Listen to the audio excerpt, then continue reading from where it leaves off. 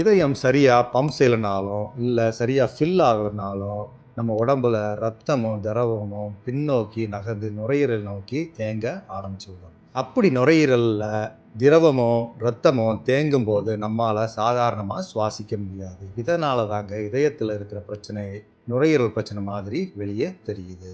இப்போ இதயம் கோளாறு காரணமாக வரும் மூச்சுத் திணறல் எப்படி இருக்குன்னு பார்ப்போம். முதலாவதாக ஹார்ட் ஃபெயிலியர், அதாவது இதயம் செயலிழப்பு. இதை கேட்ட உடனே பயந்துட வேண்டாம். ஏன்னா இதயம் செயலிழப்பு அல்லது ஹார்ட் ஃபெயிலியருங்கிறது இதயம் நிற்கிறது கிடையாது. அதுக்கு பேர் கார்டியாக் அரெஸ்ட். ஹார்ட் ஃபெயிலியர்னு சொன்னோம்னா உடம்புக்கு தேவையான அளவு ரத்தத்தை இதயத்தால் பம்ப் பண்ணவோ அல்லது ரத்தத்தை நிரப்பவோ முடியலைன்னு தான் அர்த்தம். ஹார்ட் கம்ப்ளீட்டாக நிற்கிறதுங்கிறது கிடையாது. இந்த ஹார்ட் ஃபெயிலியர்னால நுரையீரலில் திரவமோ ரத்தமோ தேங்கும் போது நம்மால் மூச்சு சரியாக விட முடியாது. அதனால மூச்சு திணறல் ஏற்படுது.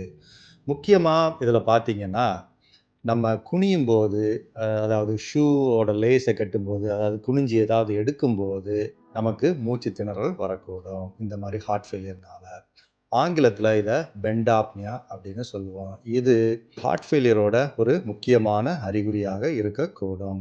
அதே மாதிரி படுத்து தூங்கிட்டு இருக்கும்போது திடீர்னு எந்திரிச்சு அவங்களால மூச்சு விட முடியாமல் இருப்பாங்க.